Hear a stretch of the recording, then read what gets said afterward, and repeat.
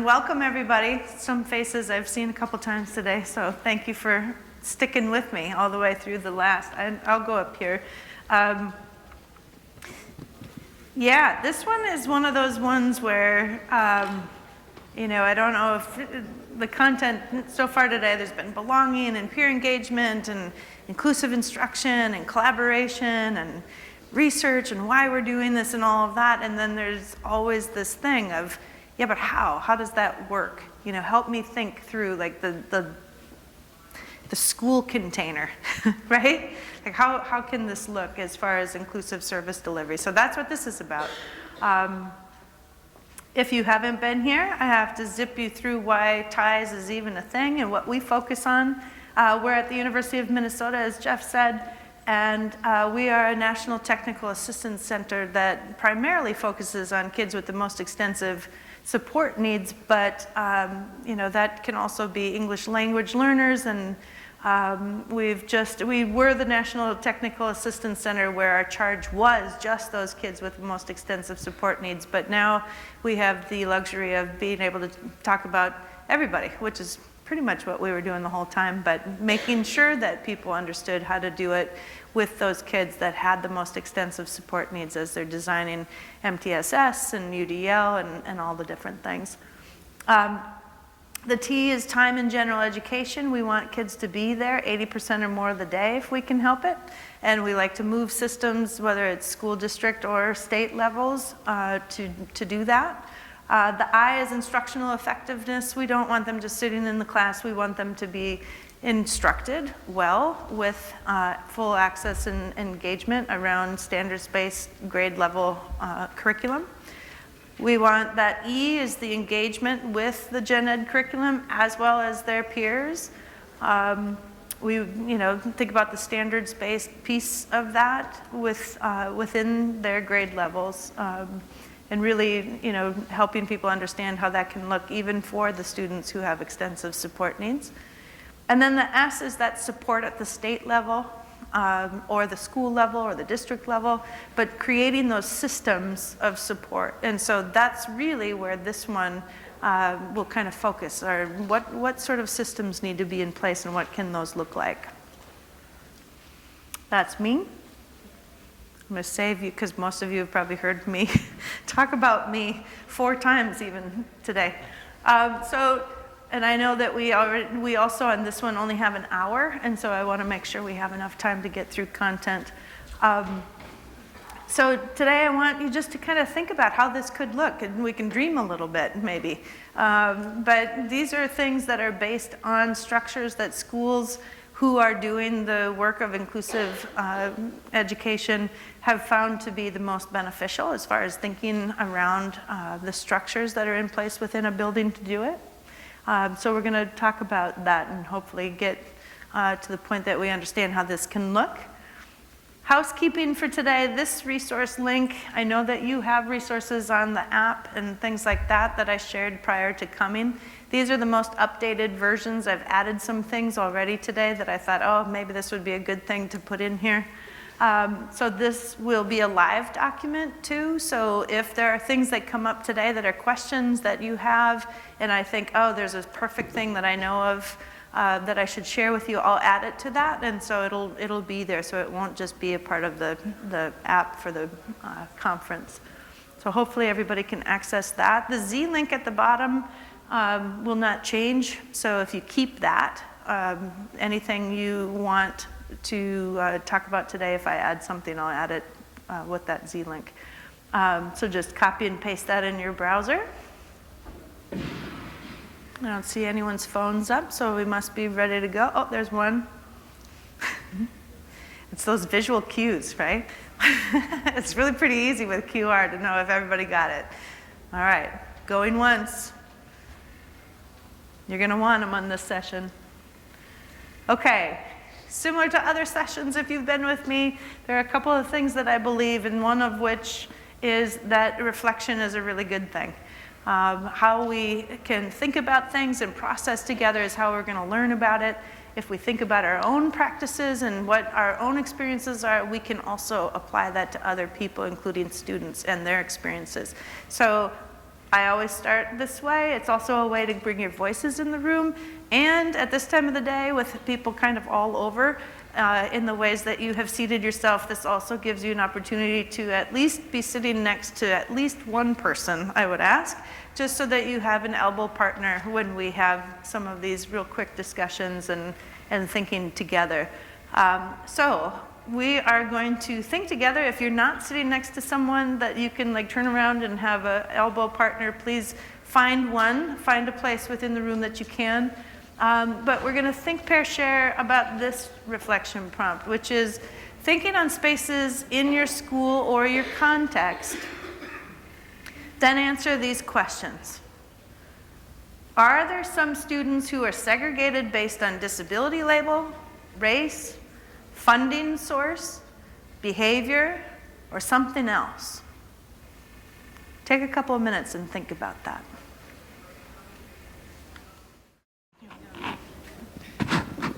My partner and I talked about how all these definitely do play a role in the segregation of some students, and then we talked about behavior being a bigger segregator of students, just due to the nature of where I think we're constantly asking ourselves the question, do we do what's best for this one student, or what's going to be best for these 24 other students who are affected by such behavior? So that was part of a conversation we had. Good points. Other things people want to put in the room to think about together. Yeah.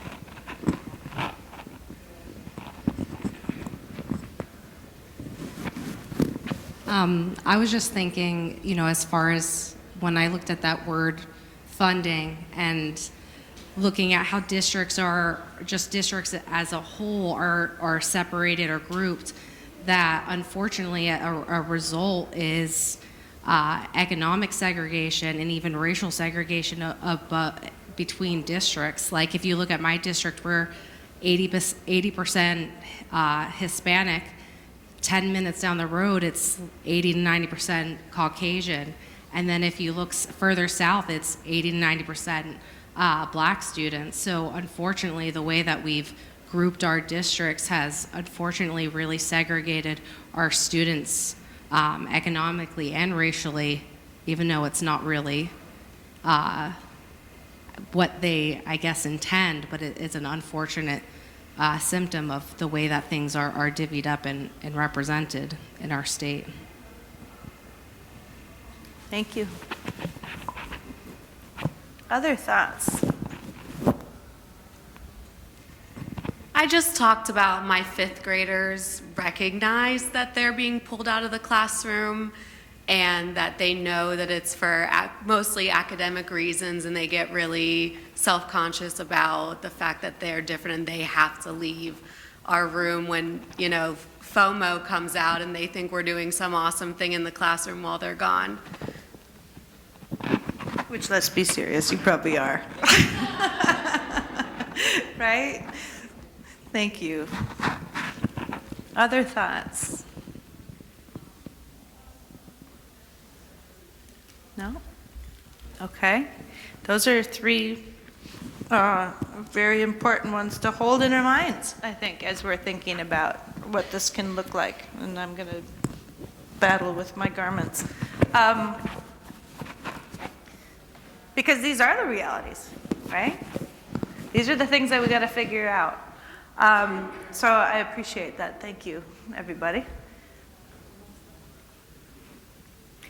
So traditionally, and I think that it was represented even in the comments that we had, but even deeper than that. So even within the three different areas that you're talking about within the one district, kids with disabilities, probably a layer on top of that. If you have kids who have extensive support needs who are also language learners, right? Where are they? So it's this thing where we have to be able to understand how to kind of break these pieces apart and prioritize and think about where do we start? And it's a little overwhelming. But collectively, we've known how to pull out students pretty well. Like that's something that we've done pretty well. the FOMO that happens in a class, right? We do that. And especially with kids with disabilities, we're pulling them out to service them somewhere else for this individualized instruction. And we've also got a substantial history of placing those students with disabilities in regular classes with insufficient support. So that's the other side of it, is that if we do put them in there, we don't necessarily do a great job of supporting them well. And that's also, seen through the lack of ability to collaborate. There's no time, right? There's no training, there's no money, there's these things, and we've heard them all day, and it's something that we wrestle with. And one of the things that we've found is that not providing that quality instruction in those places, that's just an undesirable thing. Like, we know the research is there, we know that these are the places that they should be, but that's pretty unsatisfying, that it's not the reality right now in a lot of places, and it's a really difficult thing to tease out, right? So this cartoon, I don't know if anybody knows Michael Greco and his work. Anybody? He is at the University of Vermont and has done a lot of work around inclusive service delivery and paraprofessionals, those two different things, not necessarily intertwined, but they are. But he also does these cartoons to describe different parts of the realities that we have. So this is the island in the mainstream, and Mrs. Jones and Mrs. Cooper are still trying to figure out why Fred doesn't feel like part of the class, right? So he's back there on his little island.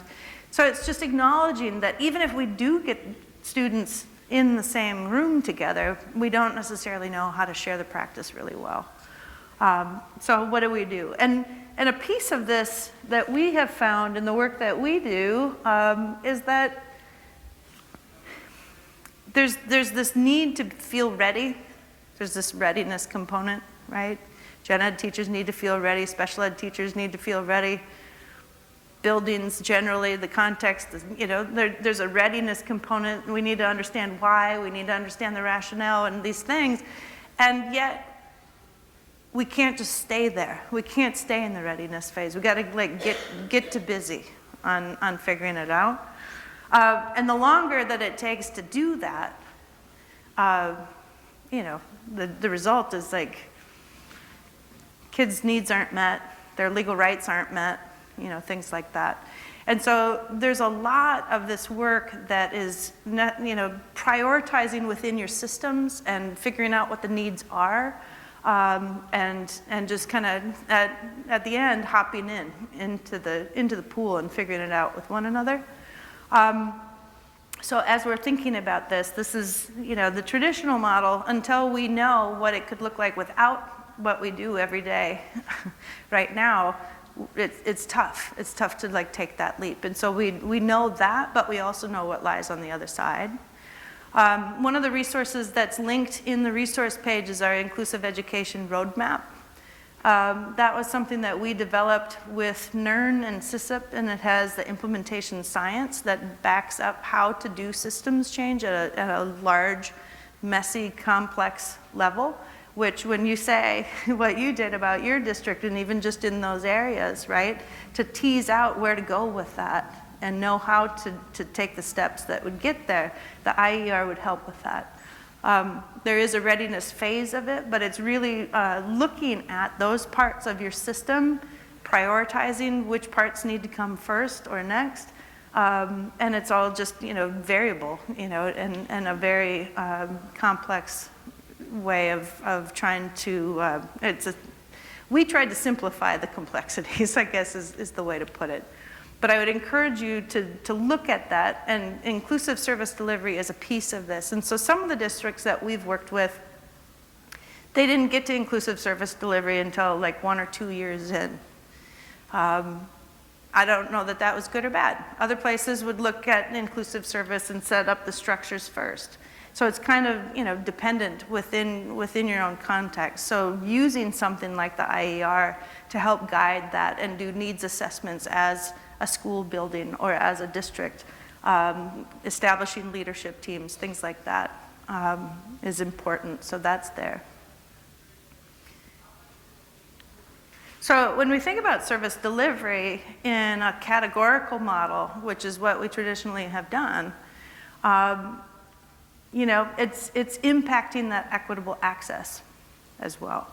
So if you think about, you know, any of the things that might have been identified when in your conversations, this cartoon, again, Michael G. and Greco's, but that you know, if someone says it's para-educator issues, you know, like we've got para-educator issues, but below that, you can see it's the tip of the iceberg, right? And so I think that that is something that really honors the complexity. We've got special ed caseloads and special ed roles and student impact and paraeducator roles and staff training and class size and staff pupil ratios and teacher ownership, teaching formats, and what the inclusive services are, right? So there's so much, even if you identify one thing, right? And that is something that the IAR can help with as well, is like picking what part of the iceberg you're going to start with. But when you think about the variables and practices that are impacting it, you know, looking at special educator class size, caseload, and class size, like really taking a look at that. What do we have? What does that look like in the configuration of it? Looking at the range of grades that are supported by special educators. If you have a K through 5 building and you have a couple of special ed teachers that are all of the teachers and all of the students, like you can't do it. Like there's just no way to do it well in an inclusive way, right? You're just gonna burn everybody right out. And so really like taking a look at, one will answer that question of how to do it. The ratio of special educators to special education paraprofessionals is another one. You'll see buildings that'll like keep adding adults, and then there'll be one special ed teacher who is supervising or managing a whole bunch of paraprofessionals.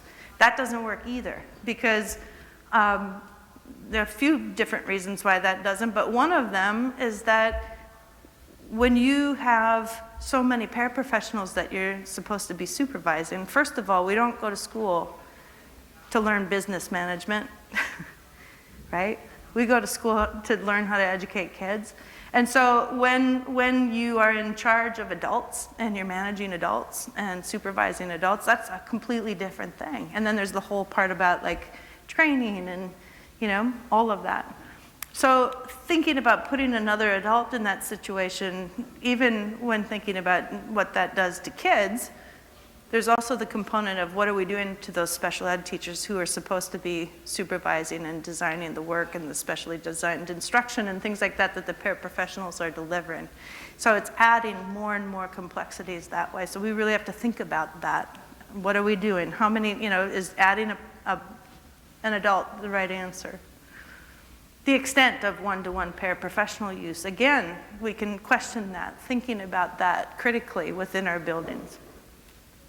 The numbers of paraprofessionals that they supervise, right? So that's one thing.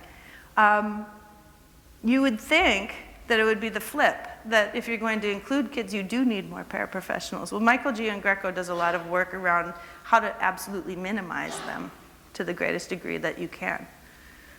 For all the different reasons, budget reasons, staffing reasons, supervising reasons, you know, things like that. And what it does to the student. The percent of student instructional time with teachers, special educators, paraprofessionals, roles of team members and corresponding time spent in those roles. So really thinking about those variables and practices and how they're impacting the greater system is important. So what's an example of how it could look? This is one example that Michael G. and Greco uses about whole school inclusive service delivery. The materials that I gave you, there are a lot of supporting documents that you can dig in further, but this is one of the graphics that's in there. And this is where it's hard to read, so let me kind of point to it here because I don't think I have a pointer. So down here is the multi-tiered systems of supports and what's available, right? So you have the behavior supports, the generic supports, for example, literacy. There's your paraprofessionals who might be there, the related services, educational support team, and low incidence supports, right? So those will just be those baseline pieces. This symbol, it looks like a little person with waves. That's a floating para. There's a paraprofessional split between special ed and regular, or gen ed, special educator, and a gen ed teacher. And so each of those are grade levels. So you can see that, for example, in kindergarten, there are 3 teachers, 1 special ed teacher that is shared amongst that group, and 3 paraprofessionals that are classroom paraprofessionals, not student specific. So the collaboration that happens and the planning that happens is within the grade level, right? Grade 1, there's 1.5 paras for that grade. Grade 2, same thing. But you can see that there's 1 special ed teacher that's servicing a grade level, right? And thinking about it in that way of how do we share our expertise and breaking it by grade level, so that you not only reinforce the collaboration and the instruction that you're doing, you're sharing your practice, you're getting to know each other's strengths and weaknesses as an educator. You're able to share, if you're a special ed teacher, you're able to share all of the things around specially designed instruction that you know. You can collaborate around universal design and so on. And you're also not expected, as that special ed teacher, to be understanding K through 6 curriculum and how that relates to a student who needs extensive supports, right? So this is one model.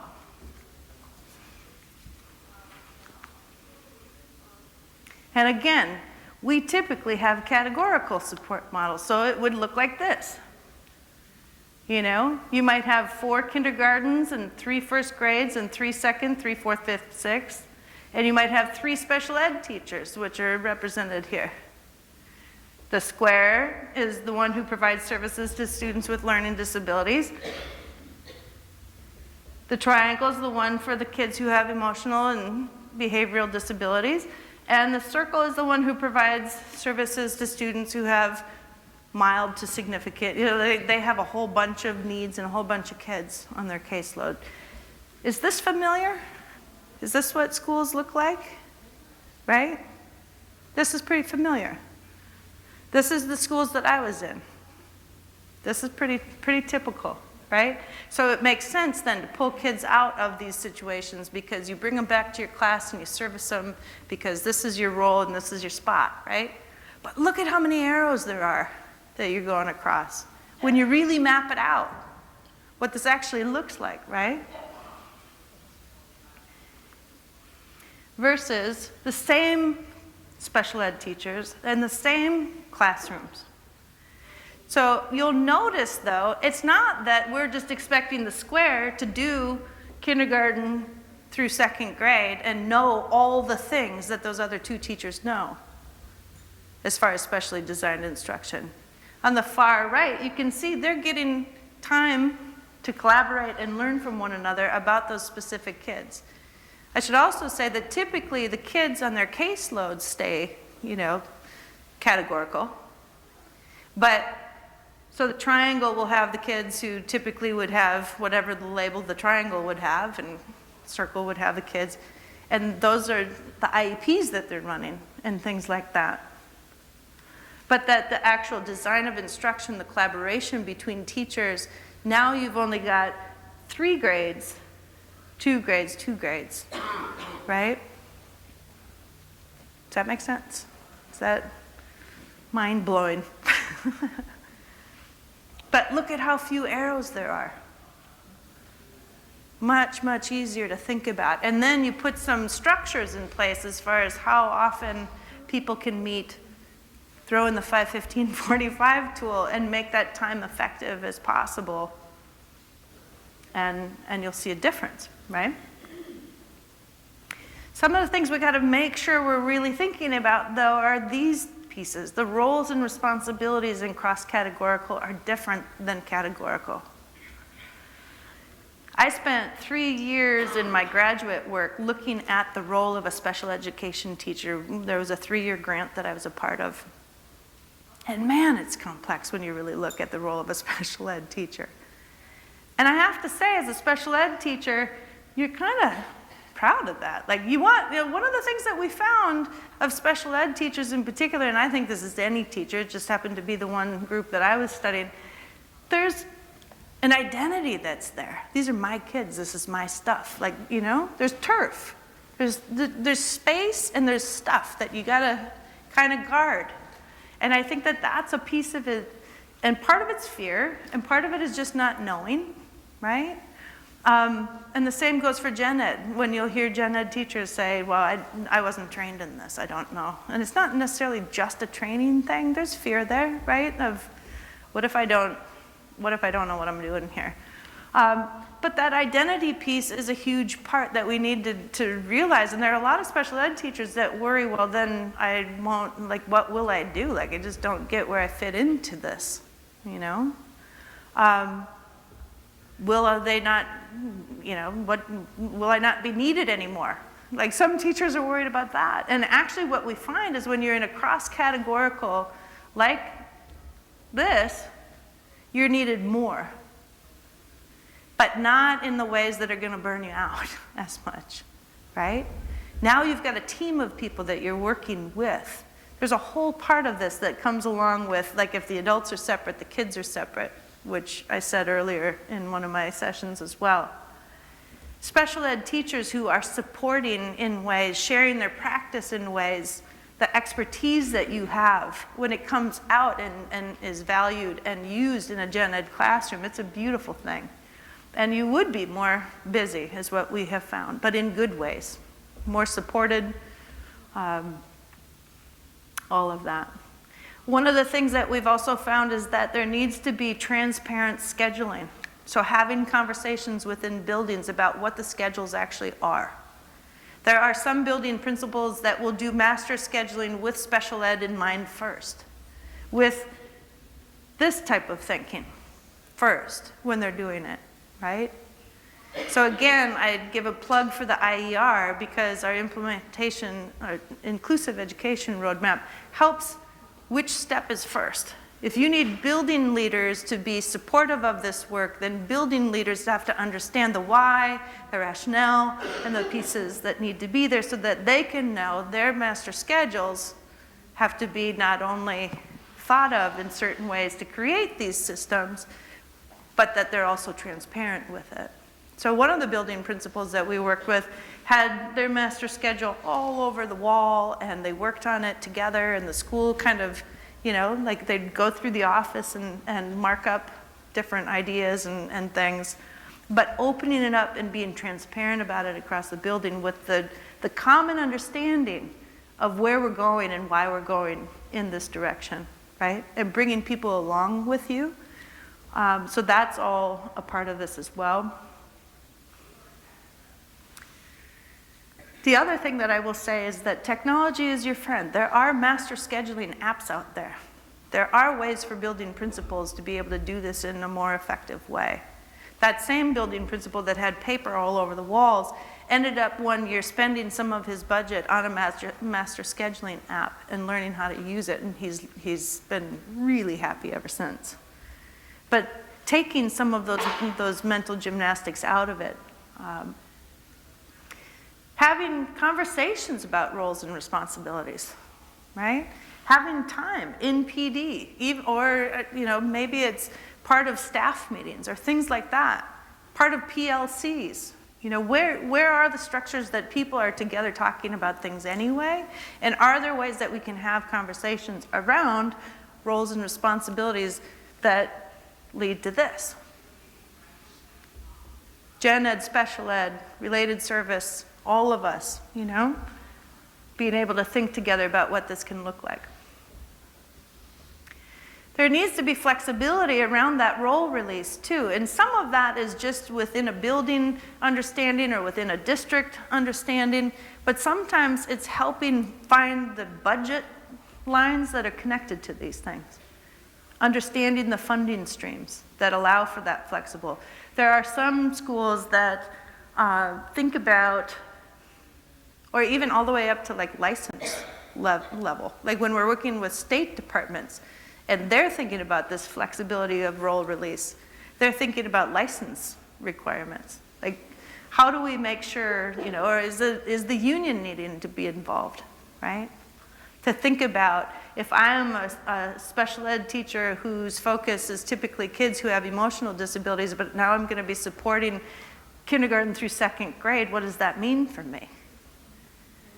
And there are things that have to happen to have that, to have those conversations. And again, I would say go check out the IER for that, about like which steps come first, or who you might want the communication going to. But it can be done, and it's stuff that once you kind of figure out those parts of who needs to be at the table, then you invite those stakeholders as well, whether it's the union, someone at the district office. Collaboration during common planning times is a huge part. And that, I hope people heard about the 5:15:45. I will for sure, if it's not already in here, I'm pretty sure it is on this resource page, but if it's not, I will add it. That is our common planning time framework that we have people get in the habit of using, whether they have 5, 15, or 45 minutes, with UDL in mind, both for the adults and for the kids. But just using that time that you have wisely. And at this level of inclusive service delivery, a lot of this can be thinking about, as a building, how do we set up common planning time that makes us be able to do this?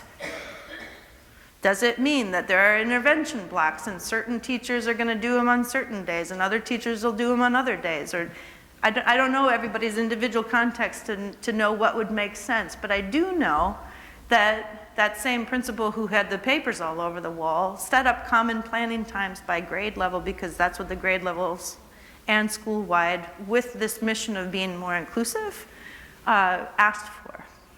The problem that he found was, even if they had the common planning time, until people started thinking together in those collaborative ways and got used to planning lessons together and supporting one another within their roles, there were a lot of times that the teachers would sit and talk about what they were doing over the weekend, or what, one specific thing that happened in class or whatever, because they didn't know what to do with that time because we're not used to it yet.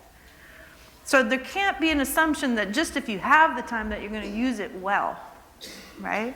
So we have to make sure that we have the structures and the expectations and the resources, whether it's a framework or adhering to something, that 5-minute protocol where you just think of the big ideas and the content and what the barriers to instruction are. You get into the habit of that, and even those 5-minute laser conversations become pathways to a lot more of that collaboration. Resource mapping and matching, we're going to go into this a little bit deeper, but that's basically just assessing what you already have. That grant that I worked on and thinking about teacher roles and things like that, there was one school we worked with that had 4 to 1, I think it was, if I remember correctly, as far as 4 adults to 1 child. They had no idea until they stopped and looked at it, and they're like, what? So there's some of that, and I don't think that happens everywhere, but in that building it did, and it wasn't until they kind of looked at what you already have and how can we use this differently. And I think that's the part, is like special educators in particular have all this information that stays in that class, stays in that parking lot. How do we make sure that we're using everybody? Related service as well. Like, how do we tap into everybody and what we bring? When we do this cross-categorical, then we're going to see the impacts and benefits of the flexible service delivery. There's also a piece of like having flexible spaces. So, that's a part where maybe there is a place that someone needs to have some quiet time, or there needs to be certain sensory things, or there needs to be, fill in the blank with certain kids in mind. Then why can't we create those flexible spaces that everybody could be there? Or are there ways that, when you do the resource mapping, you're thinking through, like there's an adult that's available to teach reading or literacy in the library during this amount of time. Anybody that needs a boost, right? So when we start thinking that way and open our minds to how it can look within our own context, and again, it'll be very different for each building, but these are the benefits that we're going to see. We're going to see schools moving away from those isolated student support by special ed teachers for relatively short periods of time. So you think of like if a kid is in gen ed and we pull them out. We got 30 minutes, we push them in. And then we go over and we pull them out, right? Well, we move away from that. We don't do it as much. There might still be a need for some of that, but that again goes back to the IEP team decisions, right? We can't actualize that least restrictive environment unless we start thinking these ways for kids. Because we don't know. We don't know what it's like to work together in these ways to this degree yet. So then you get more comprehensive student support by all teachers, right? And even, I'm seeing it now, like the belonging pieces where we want these threads for people. If we're all working together in these ways, we can all work on those pieces too. Like how do we do that? It builds the capacity to implement universally designed instruction more easily, right? And it's not just left up to one teacher. We can work on it collaboratively. We can co-design it. We can co-plan it. We can co-assess it with all these kids in mind. We have qualified teachers and special educators and less from paraprofessionals in the classroom as far as instruction goes. Wouldn't it be great if you had an adult in the room that is a qualified teacher when possible, right? Delivering that instruction. This leads itself to that because you can plan on it. And students and the kids are less isolated, which is a huge piece. And we've just started looking more closely at levels of burnout for teachers.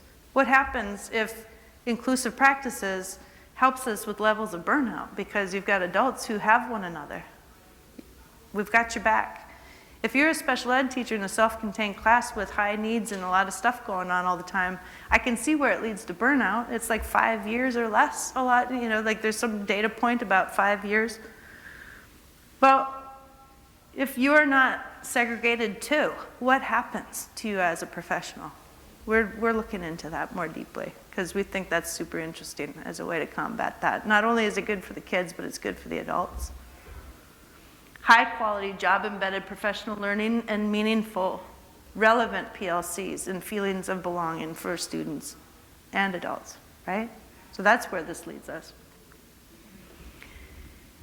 Some of the things we have to think about, though, is making decisions collaboratively, including the family. So again, like if you prioritize certain things, bringing people in, being transparent about it, having communication about it is really important because you are going to have people that are going to have questions.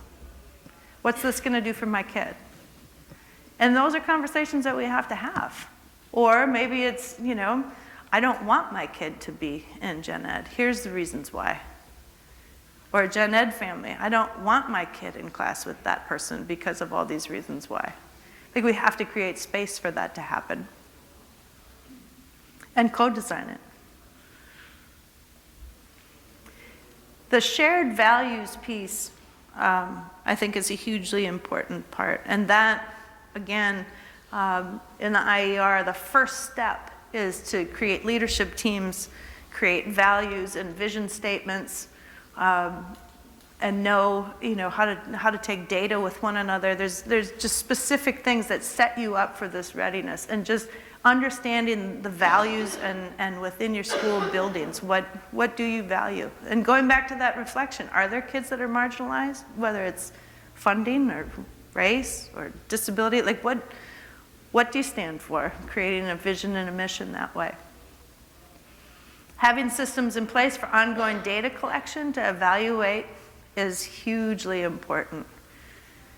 I don't think we look at data nearly enough. And there are districts that we work with very often that don't necessarily know how to disaggregate their data. Like, which kids are we really talking about? Who do we need to see the change for? There are some that don't know how to find some of the data that we're asking them to look for, specific to kids, disability category or English language status, or whether it's racial or, whatever it is, like having those ongoing data discussions. Who do we need to be focused on, right?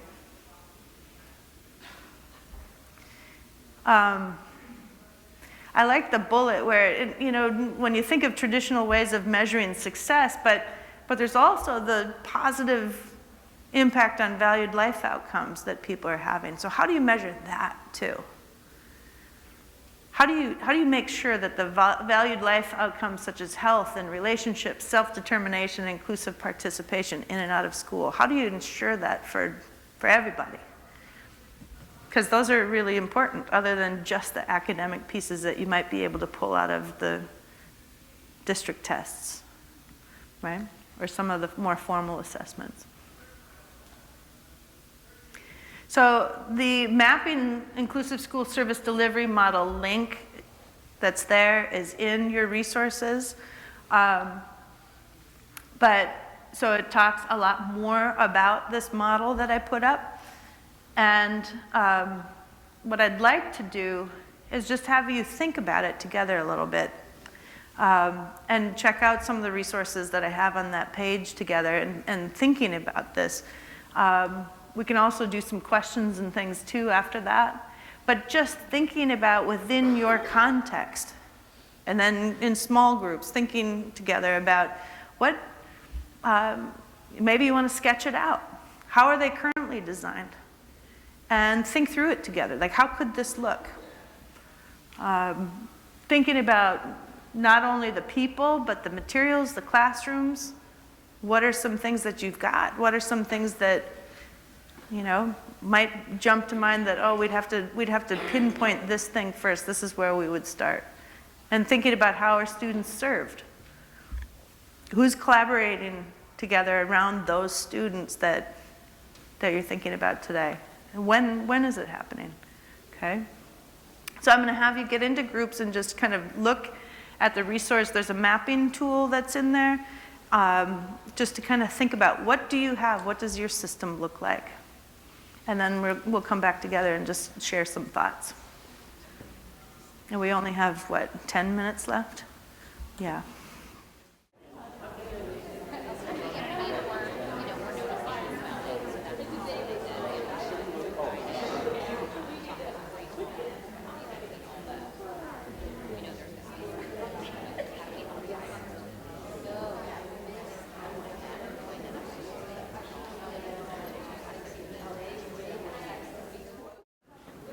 I'm not going to make you actually enter the exit slip. It is 4:12. We have 3 minutes. If there's anyone that wants to ask questions, or if there's just, is this so messy, it doesn't make sense, thoughts? What do you think? Have you had some time to think of who you might go to think about this with first? Does it seem like meaningful work to be thinking about? Right? This is a huge piece of the puzzle. Huge.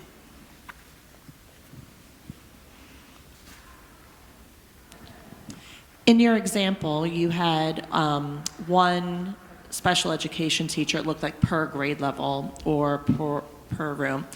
What is that percentage for students that are identified in that school? For example, if there's 350 students, how many students are special education students? In this example? The previous one, the one with the map. This one? Yes. Mm-hmm. So this one, I think he has updated this too, which means we should probably update it. So this and all of the description of the actual people and players and how they did it, I put the full article link in here. But it says total school enrollment is what, 357? 357 and 441. So my guess, I don't remember exactly the number of kids with disabilities in there, but natural proportions would say 1% of them had significant cognitive disabilities. That's typically 1 to 2%. And that it's up to 20% of, like 1 out of 5 kids has an IEP typically. Okay, so So- the ratio is 1 out of 5, so you Probably. have 1, 2, 3, 4, 5, 6, And that would be, 15 per grade, okay. Thank you. I will say though, that I have seen this model in very large, the largest elementary school in the district that we were working with, that had, boy, I don't even remember how many kids, but it was a much bigger, classes much bigger school, but just, and he's the one that had all the paper on the wall and the master schedules and stuff like that, which made it just that much messier to figure out. But there was a need for transparency for sure of who needed what and where the resources were going. And there's also this loop of communication once you start it, because it's not going to be perfect, right? All right, 4:15. Thank you so much for the day, everybody.